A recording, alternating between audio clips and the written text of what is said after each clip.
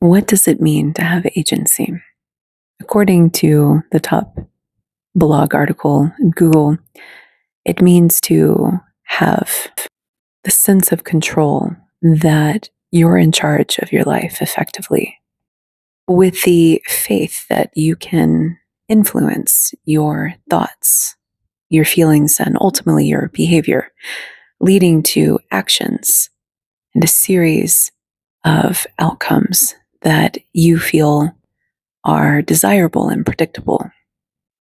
And on the surface, it would really appear that all of us have a degree of agency, and that this is ultimately what using free will is about.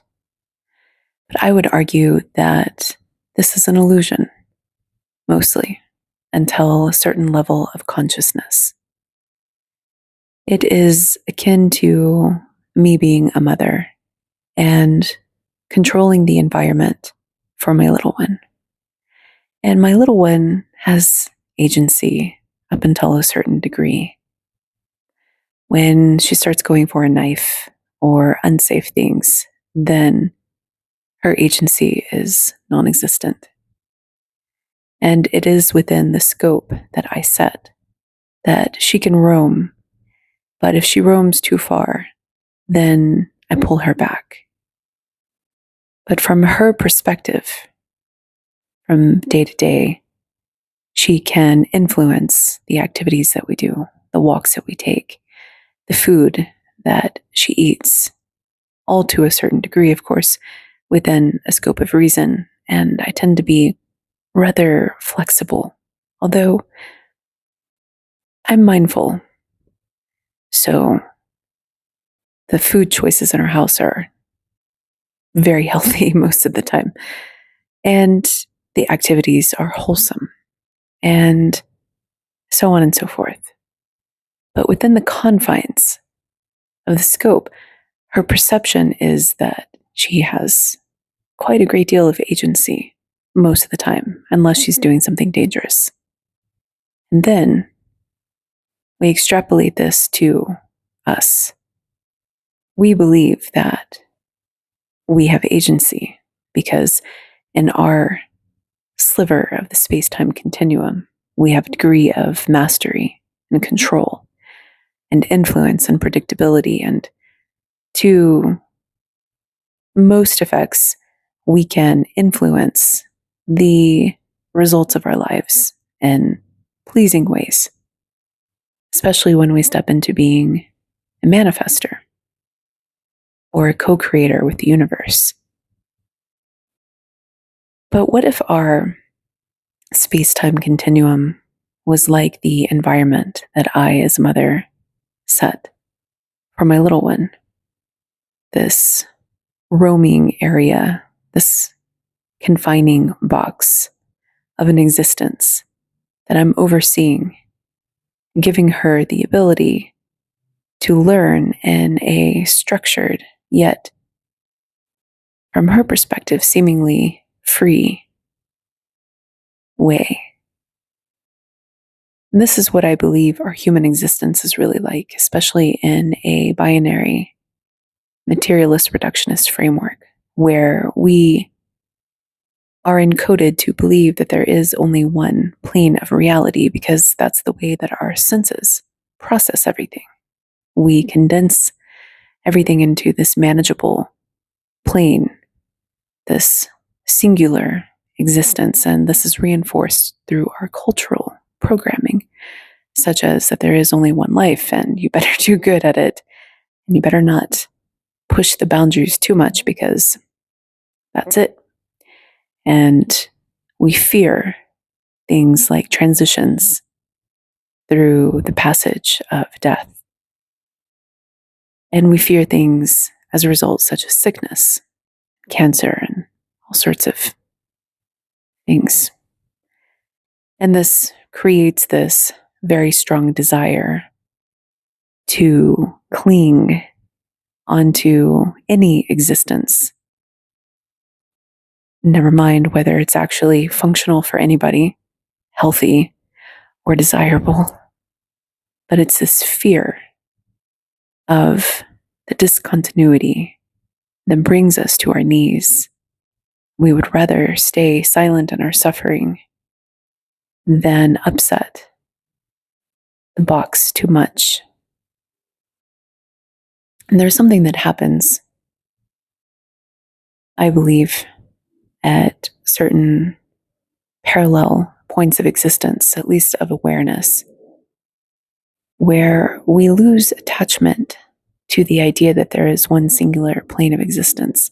And then we start to explore the boundaries of what exists beyond. And we find that it is seemingly rate capped. Here's what I mean.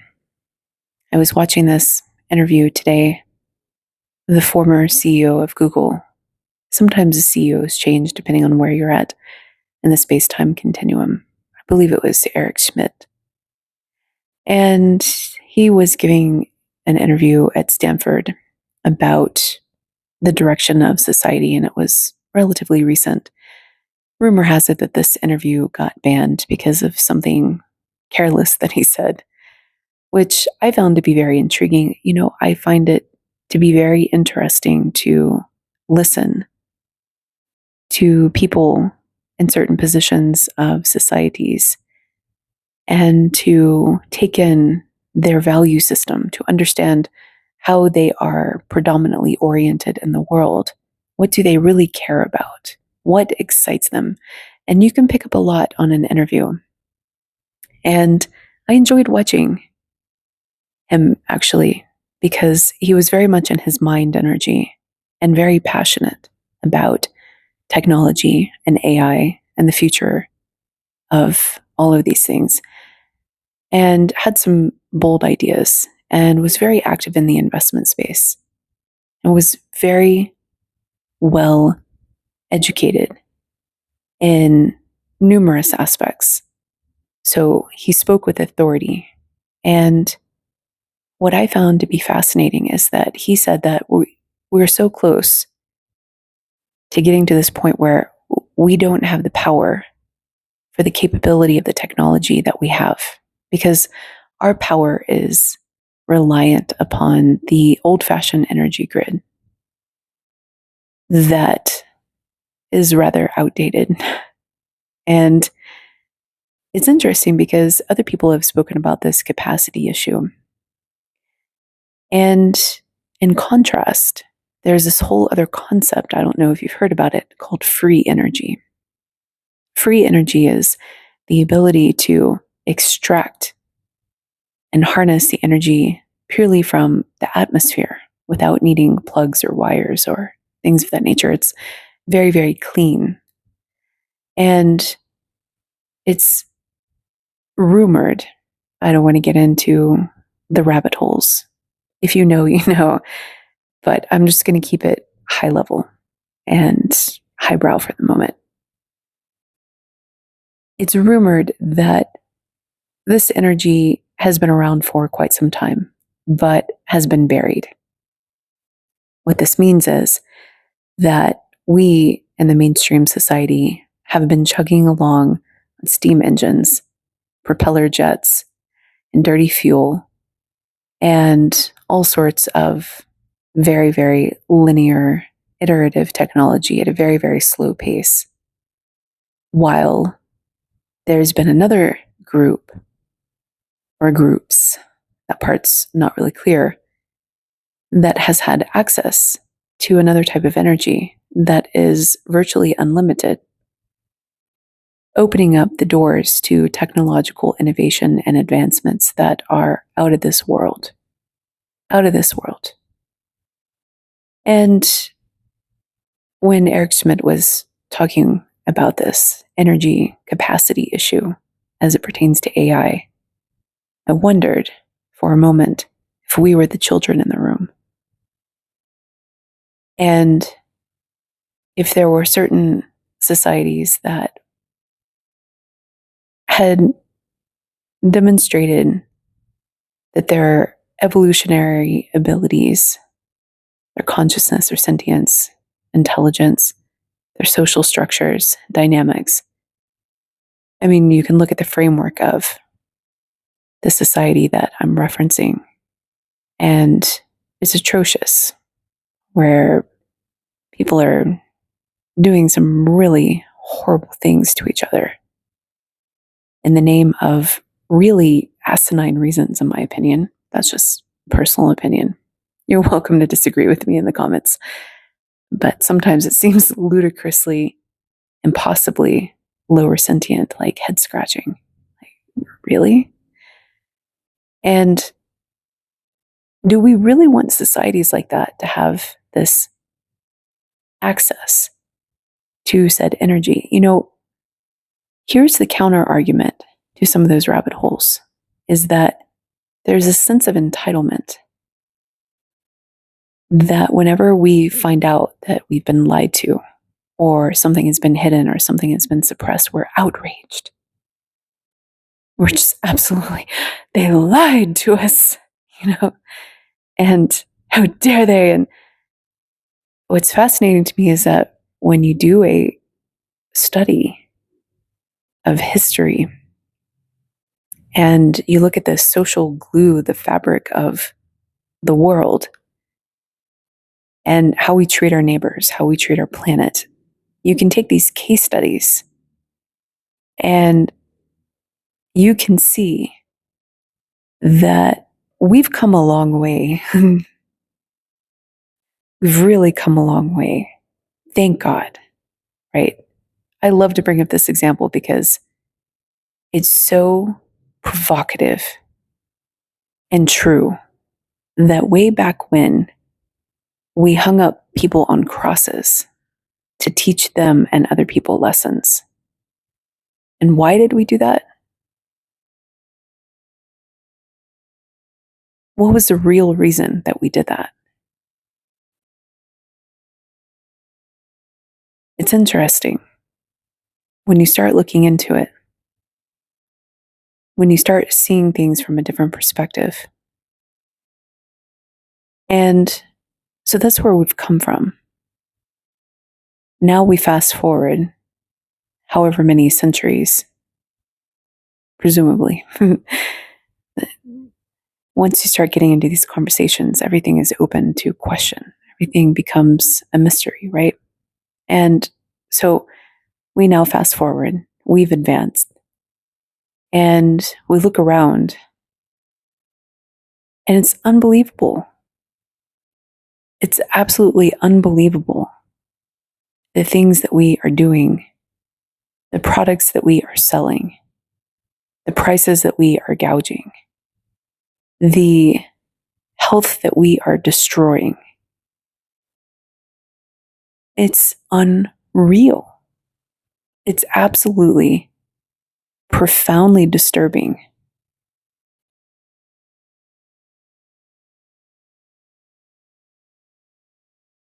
Do we want a society like that?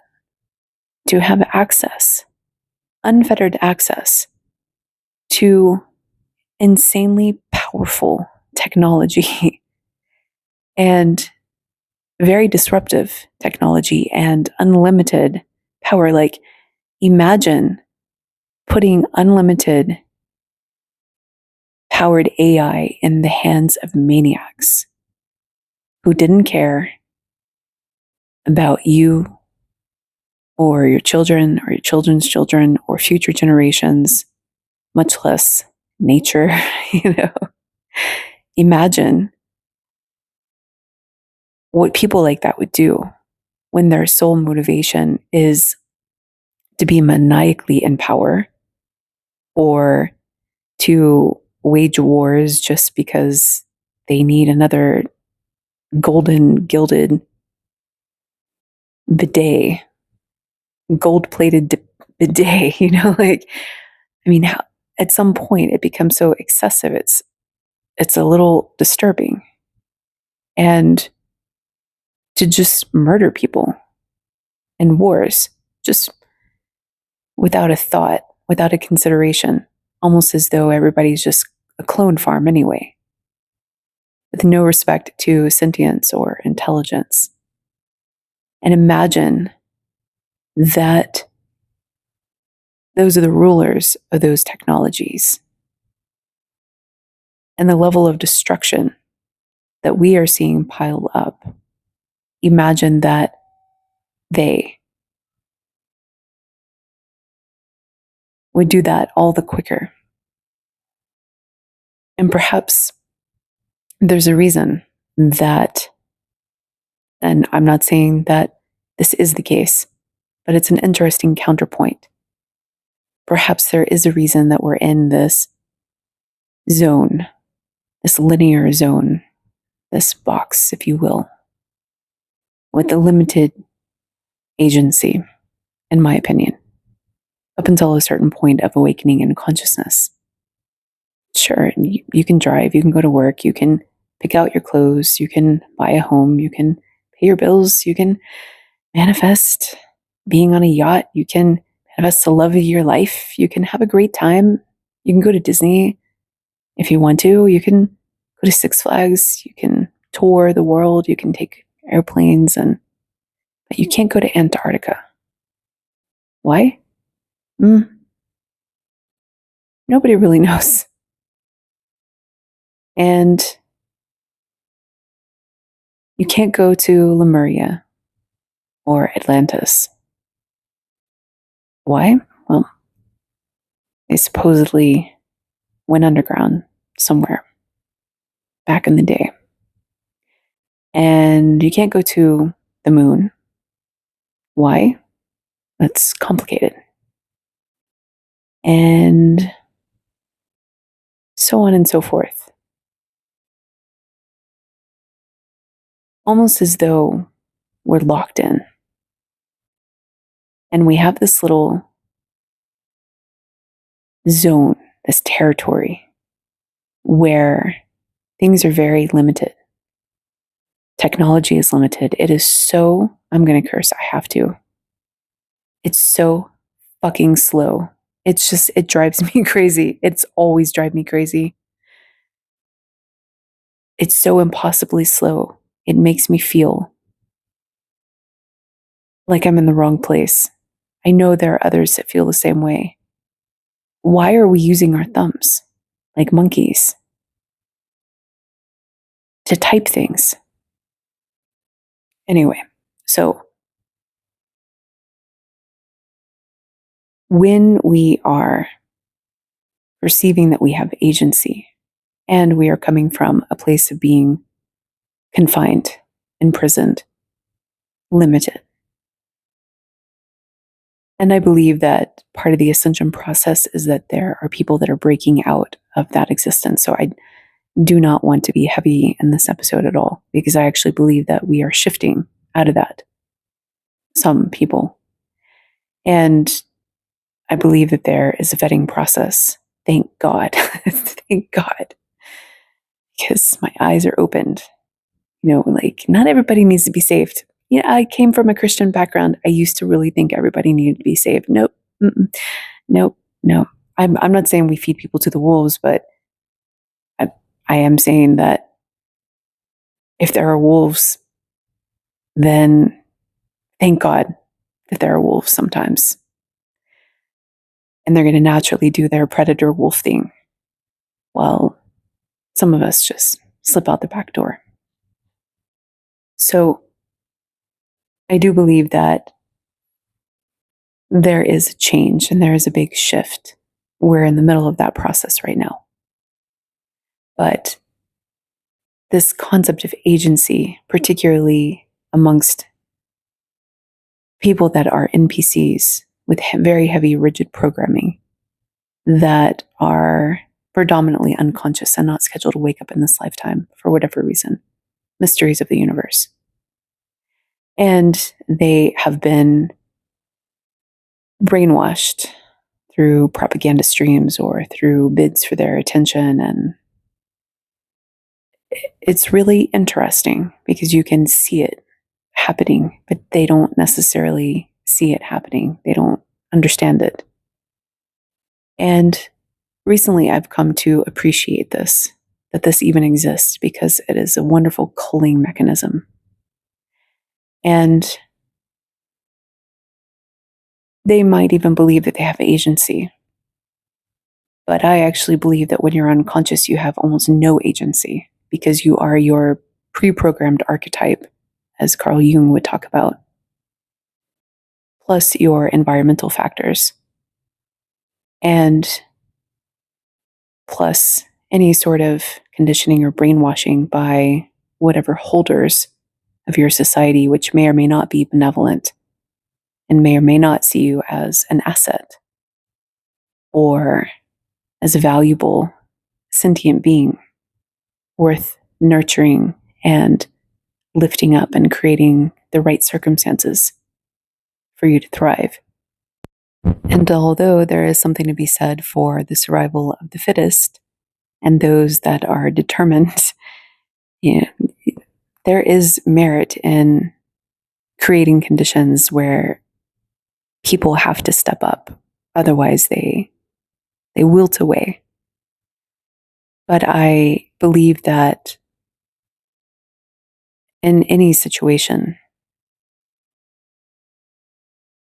when we are pre-programmed and captive and held in a space-time segment with biology that computes that there is only one plane of existence, and then we are indoctrinated with there is only one life, then there is no agency until you start to break out of that programming and you start to question things. And that's when you really see whether or not you have agency.